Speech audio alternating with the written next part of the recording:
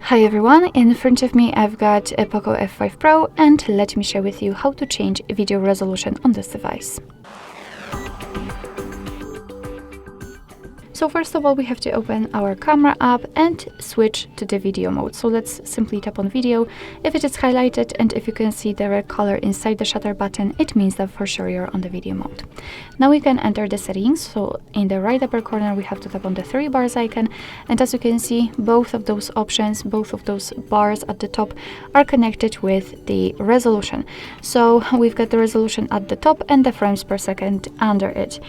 In the resolution, we've got four different options, so 720p, 1080p, which is right now applied, 4K and 8K. So basically all you have to do is to simply pick the option like to use and tap on it.